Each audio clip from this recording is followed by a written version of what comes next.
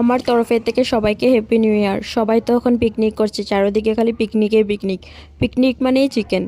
তার জন্য আমি ঘরে এখানে নতুন স্টাইলের চিকেন বানিয়ে নেব। আমি যে কড়াইটাতে মাংস বানাবো সেই কড়াইটা নিয়ে নিলাম।